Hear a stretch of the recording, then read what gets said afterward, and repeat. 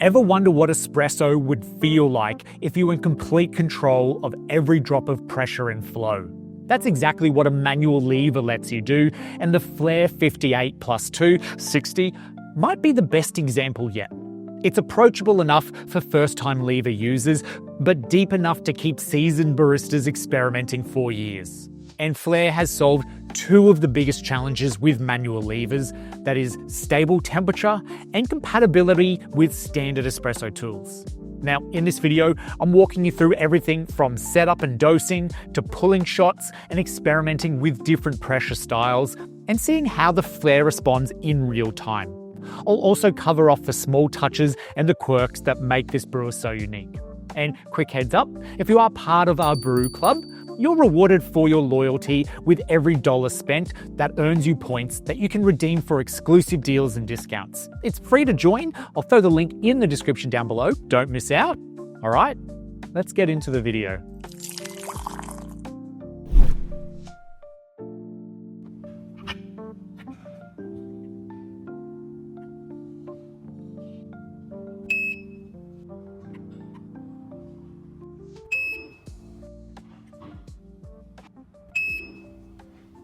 Let's start with compatibility because this one's huge. The Flair 58 uses a true 58mm portafilter.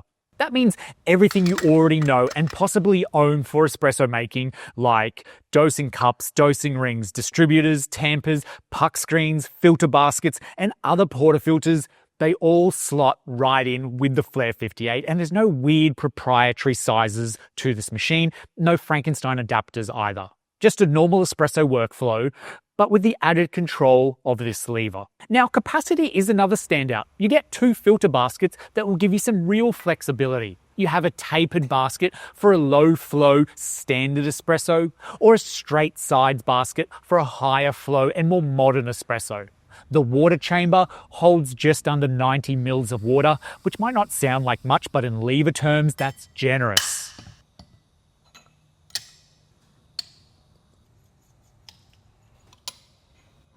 You also get a beautifully made palm tamper.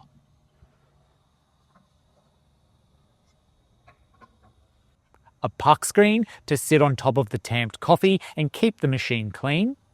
A pressure gauge that's positioned right where you need it, and a magnetic shot mirror that's movable so you always get the best angle on the shot.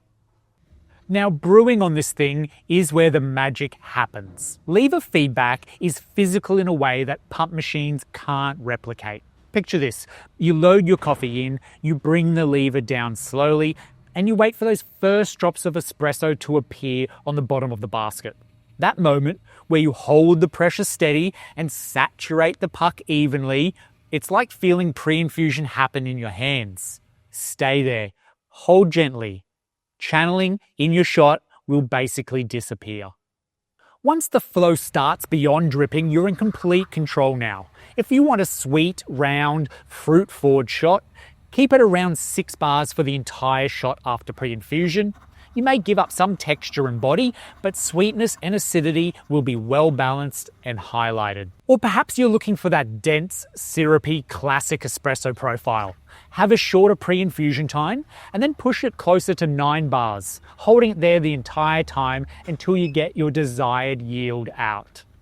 And the fun hasn't even begun. You can play with blooming shots. That is a much longer pre-infusion time, up to 20 to 30 seconds. Then slowly increase the pressure and the flow will be quite fast here as the extraction happens quickly.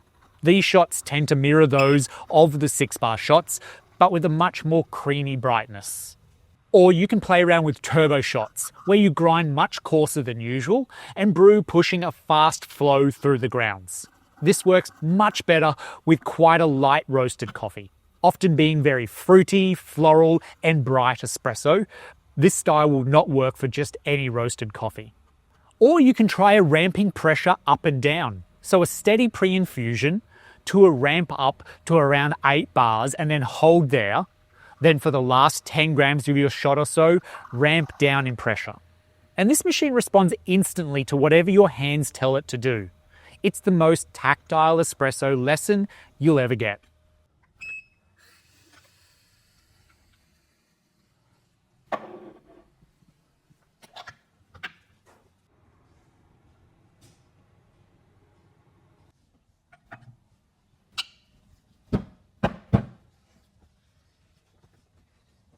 And here's what surprised me. The workflow between shots feels way closer to a pump machine than you would expect. You pull a shot to reset, boil the water again, and you're basically ready to go. Aside from that extra step of topping the water back up, there's not much more downtime. For a manual setup, it's shockingly efficient. And there are plenty of thoughtful touches too, like that pressure gauge. This is perfectly positioned right at your eye level as you're bringing down the lever, so it's easier to track in real time. Yet, if you're the type of person who wants even more precision with this, it is removable, so you can swap it out with something like the Buku high-resolution Bluetooth gauge for real-time insights when you connect that one to your phone. Yep, honestly, out of the box, Flair gives you pretty much everything you need to get started though, like your portafilter, your filter baskets, your tamper, your screen. There's no scavenger hunt for missing accessories other than a set of scales. But who's ever heard of an espresso machine manufacturer including scales? Of course, it's not flawless. Heating is much more stable than many or even most manual levers, but it's not perfect. Depending on how quickly you move to set your shot up and how long the water's been in the water chamber, temperature can drift a little bit. It's not deal breaking, and honestly, it is still the best I've seen within this category, but it's worth knowing. Certainly, what's been drawn to my attention is there is a temperature difference from the water at the top of the chamber to the bottom of the chamber. And a hot tip is to place your boiling water in there and then actually leave it in there for a minute, as this is an actively heated group head and it's quite hot to touch right now, as I've got it on the hottest setting and it's been on for quite a while. But if you leave your water in there for at least a minute, you'll actually get a more consistent temperature throughout. Now, another drawback to the Flair 58 is this lever height. When it's raised, it can smack into overhead cupboards quite easily. So if your kitchen has low clearance and you'll need at least 62 to 65 centimeters clearance, you may need to shuffle this forwards a little bit to be able to brew more easily.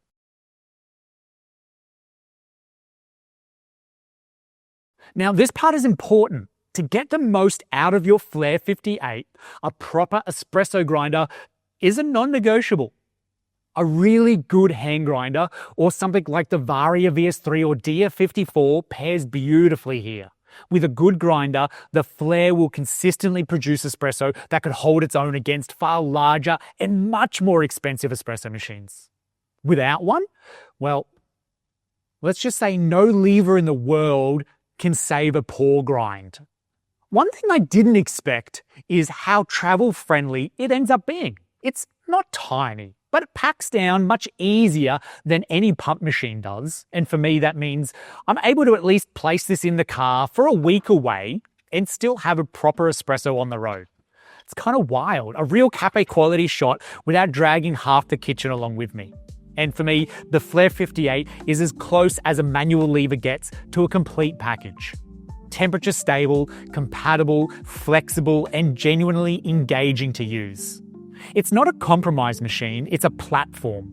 One that beginners can learn on and enthusiasts can push to the extremes. So if you've ever been curious about lever espresso, this is that one that makes that leap feel not only possible, but the most exciting for me.